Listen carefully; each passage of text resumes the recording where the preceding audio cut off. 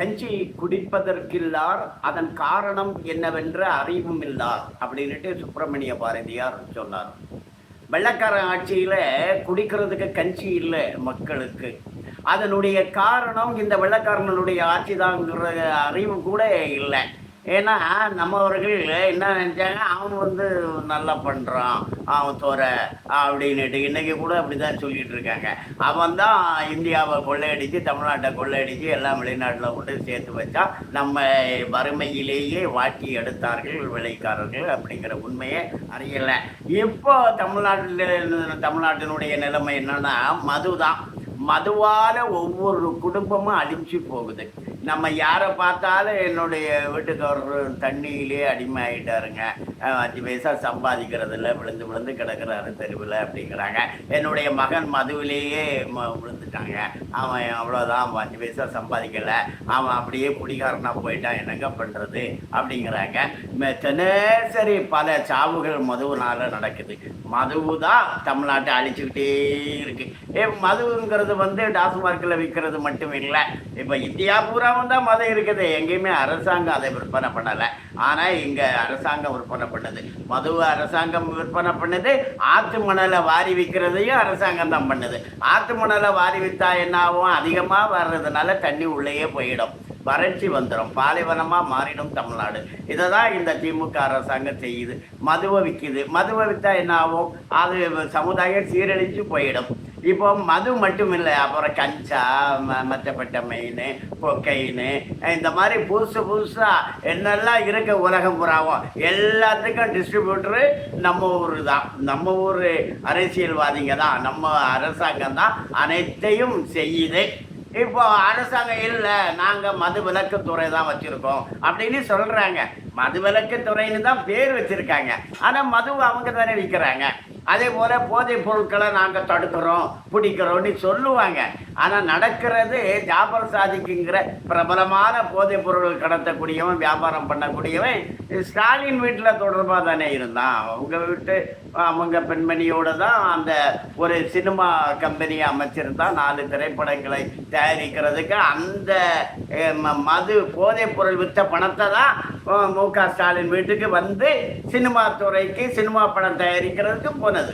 இப்படி அப்போ இந்த மதுங்கிறதுக்கே அந்த கருணாநிதி குடும்பம் தான். ஆனால் அனைத்து இந்திய அண்ணா திராவிட முன்னேற்ற கழகத்தினுடைய ஆட்சி நடந்து கொண்டிருந்த போது படிப்படியாக மதுவை குறைப்போம், மதுக்கடைகளை குறைப்போன்ட்டு ஒரு 500 கடைகளை குறைத்தார்கள். இந்த தமிழ்நாட்டினுடைய துர்பாக்கியம் 2021 மீண்டும் திமுக வந்துடுச்சு. இப்போ மதுக்கடைகளை கூட்டிக்கிட்டே இருக்காங்க இவங்க.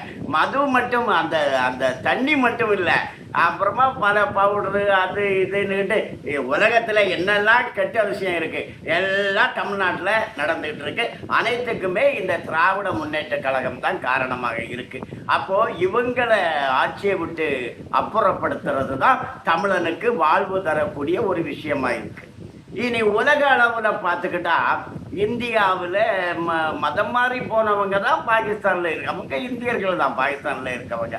பாகிஸ்தானிகள், இஸ்லாமியர்கள், இந்தியர்கள் தானே. அவங்க என்ன சொல்கிறாங்க, இந்தியாவை அழிக்கிறது தான் எங்கள் கொள்கை அப்படின்னு சொல்கிறாங்க. இந்த ஜெருசலேம் இருக்கக்கூடிய அந்த யூதர்களாக வாழ்ந்த அந்த பாலஸ்தீனத்தில் இப்போ இஸ்ரேல் இருக்குது. அது யூத மதத்தை அவர்கள் பின்பற்றுகிறார்கள். யூதர்கள், இஸ்ரேலியர்கள், யூதர்கள். அதில் இருந்து தான் கிறிஸ்தவம் பிரிச்சுது. அங்கே தான் இயேசு அவதாரம் மேற்கொண்டார், அங்கே தான் நபிகள் தோன்றினார், அங்கே இருந்து தான் அந்த கிறிஸ்தவமும் இஸ்லாமும் உதயமாச்சுது. ஆனால் அந்த யூதர்களுடைய அந்த களம் தான், அந்த தளம் தான் கிறிஸ்தவத்துக்கும் இஸ்லாமுக்கும் தாயகம், அவங்களுடைய தாயகம் தான் அது. ஆனால் அது சுற்றிலும் இருக்கக்கூடிய இஸ்லாமிய நாடுகள் என்ன சொல்கிறாங்க, இந்த யூதர்கள் இருக்கக்கூடாது, யூதர்களை அழிச்சிடணும், யூதர்களை அழிக்கிறது தான் எங்கள் கொள்கை அப்படிங்கிறாங்க. பாலஸ்தீனத்தில் காசா என்று சொல்லக்கூடிய பகுதியை ஆக்கிரமித்து வைத்திருக்கக்கூடிய அந்த பயங்கரவாதிகளுக்கு ஈரான் உதவி பண்ணிச்சுங்கிறதுனால தான் இஸ்ரேலுக்கும் ஈரானுக்கும் சண்டை நடந்துச்சு. அப்புறமா அமெரிக்கா கிறிஸ்தவ நாடும் அந்த சண்டையில் கலந்துச்சு. அந்த மாதிரி இப்படி அந்த யூதர்கள் யூத மதத்தில் இருந்துதான் இஸ்லாமும் கிறிஸ்தவமும் தோன்றியது. ஆனால் அந்த அந்த தாய் வயிற்றையே கிழிக்கணும், அழிக்கணும், நாங்கள் பிறந்த இடம் இருக்கக்கூடாது அப்படின்னுக்கிட்டு அந்த தாயகத்தை நோக்கியே இவங்க படை தொடுக்கிறாங்க. அதே போல இந்தியாவில் இருந்து பிரிந்தது தான் பாகிஸ்தான். அவங்க என்ன சொல்றாங்கன்னா, இந்தியாவில் அப்படி ஆக மொத்தத்தில் இந்த மதவெறி தாக்குதல் உலகத்தினுடைய அபாயமாக இருக்கிறது. மதவெறி இல்லாத ஒரு மதம் இருக்கா, ஒரு சமுதாயம் இருக்கானா அது இந்து சமுதாயம். இந்து சமுதாயம் எல்லா மதத்தவர்களையும் சமமாக பாவிக்குது. உலகம் முழுமையும் இந்துவா மாறினா அமைதி நிலவும் அப்படிங்கிறது தான் உண்மை. வணக்கம்.